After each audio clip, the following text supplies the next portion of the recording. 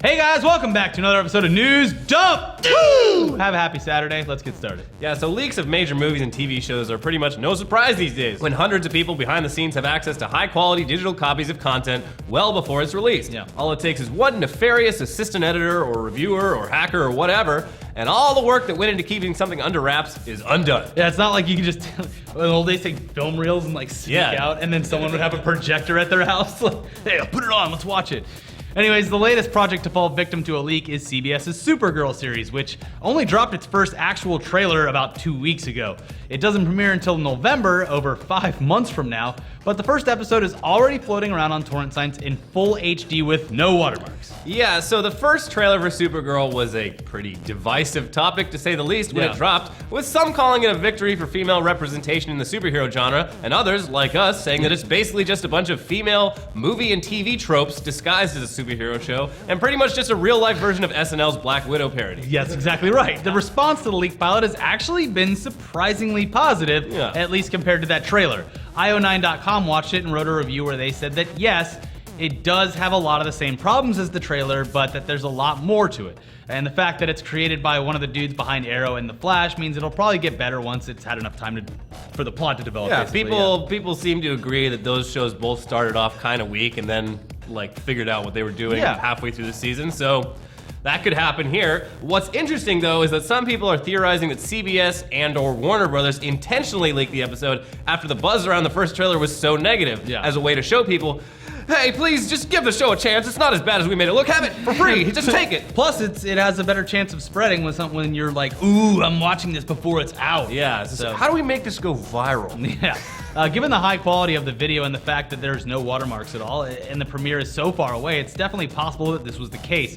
And if so, it's great to see Hollywood using the power of leaks for good. Yeah.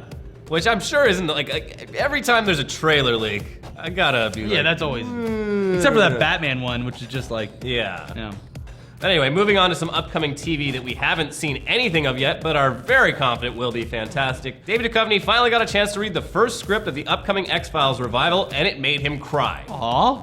He told Entertainment Weekly, I got the first script this morning. I just read it about an hour ago, and I started crying reading the first page. It was just so strange to see the names on the page. It had nothing to do with the script itself. It was just like, I'd been talking about this for a long time. We'd been planning it for a long time. It took a long time to get all the people in the same place and get the deal with Fox. So let's say 2 years we've been talking about doing it.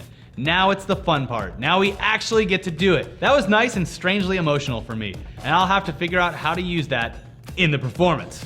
Yes, that's great. They're actually excited to be making something. Always good to hear that. As for the content of the script, all he would say is, I can tell you absolutely nothing, and it's fantastic. Yeah, he also revealed that, like the original series, the 6 new episodes would be a mix of standalone stories and a kind of overarching mythology. So good. Yeah. And regarding the fact that it's only a 6-episode run, Duchovny said that he's totally open to doing more if this works out, though a full 20-episode network season probably won't ever happen, given that he and Gillian Anderson are super busy these days. Yeah, exactly. Anyways, we'll have to wait until next January to actually see any of this new X-Files project. But fans of paranormal sci-fi mystery television only have to wait a week until the upcoming Netflix series Sense8, which is from the Wachowskis. It actually just dropped a bunch of character trailers on YouTube. So yeah, 8 to be exact. Each one focuses on one of the 8 main characters from the show.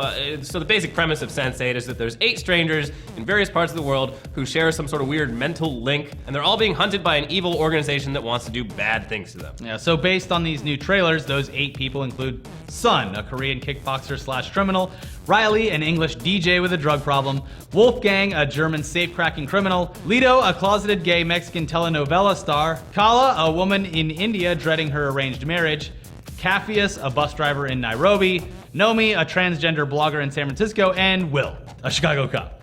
Yeah. Will's gonna be like the, just a salt of the earth kind of guy. I'm just a Chicago cop. Trying to fight corruption in my own job. Yeah. Anyway, the show's premiere is this coming Friday, June 5th, and all 12 episodes will, of course, drop all at once in typical Netflix style. And it looks like it could be pretty good. The Wachowskis' last 2 projects, Cloud Atlas and Jupiter Ascending, didn't do great at all. But hopefully they can reignite some of that mojo from their earlier work for their first foray into television, or I guess Netflix television. Mojo, baby! But unlike Sense8, here's an upcoming show that we know will be absolutely fantastic. HBO has just announced that they've ordered a pilot for a half-hour TV version of the Funny or Die web series Gorburger, which stars one of our favorite actors working today, TJ Miller, as a ridiculous blue furry space monster who hijacks a Japanese talk show to interview famous musicians and occasionally eat people. Yeah, it's weird as hell, but absolutely great thanks to Silicon Valley star TJ Miller just being a super funny dude with a really crude sense of humor. Yeah. The web series episodes are generally 5 to 10 minutes long, so making it a half-hour version will be interesting, but Variety is saying that the HBO series will have an overarching side plot about Gorburger's mission on Earth. Sounds great. Anyway, May is nearly over, so now's a good time to talk about what's about to disappear from Netflix and what's coming in June. We just spoke about the Wachowski thing, but we'll do some more than that. As always, most of the titles on both lists are garbage, but there's a few gems in there. Yeah, so leaving June 1st is one of the best worst movies ever, Deep Blue Sea, about a super smart shark hunting LL Cool J.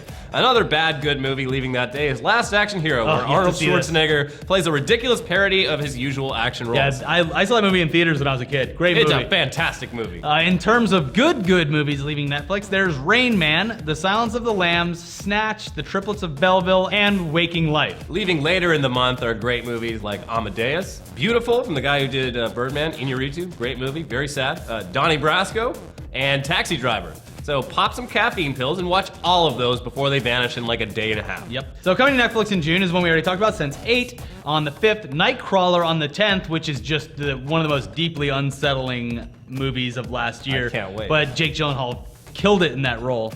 Orange is the New Black Season 3 on the 12th, and A Most Wanted Man on the 19th. Yeah, no one really saw A Most Wanted Man, but I loved it. It's one of Philip Seymour Hoffman's last movies. It's fucking fantastic. I need more people to see it. Yeah. And finally, it's time to talk about the videos of the week, or rather, video of the week, because it's just one, and it's Kung Fury, and it's insane. So back in 2013, Swedish filmmaker David Sandberg launched a Kickstarter to make a short film featuring everything that he loved about the ridiculousness of 80s action movies. And based on the short trailer that he produced for the Kickstarter, he was able to raise $600,000 to make it. Yeah, now the 31-minute video is finished and up on YouTube for all to see. And it's safe to say that he more than delivered on the promises of his Kickstarter. I'd say so. Kung Fury is an action-packed, absolutely ridiculous, beautiful mess of a movie about a Miami cop who gets bitten by a cobra while being struck by lightning while fighting a kung fu master, and therefore receives supernatural fighting skills. Oh yeah. Let's see, what else? There's a Triceratops cop named Triceracop. Yes. There's a hacker who uses a Nintendo Power Glove to hack through time. There's a minigun-wielding Viking lady, more dinosaurs, an entire 80s style animated section, and Hitler. Was it Kung Fuhrer? Yeah. Great. It's even got an original song from none other than David Hasselhoff. Yeah. So that's great. So Hollywood, please give this man all of your money. If he was able to make something this professional looking and effects heavy for under $1 million that he raised entirely outside of your system, just imagine what he could do with a real Hollywood budget. Yeah. So that's all the news dump. Oh, wait, hold on. Look at these custom-made Lego Mad Max Fury Road vehicles. Damn it, Lego, please actually make something like this, please. I would buy the shit. I'd buy the whole collection. Yeah. And just smash them into each other. Yes, it'd be great. Witness me. Bye, guys. Hey, here's all the content. Watch it. Podcast tomorrow. Yeah. Bye. Bye.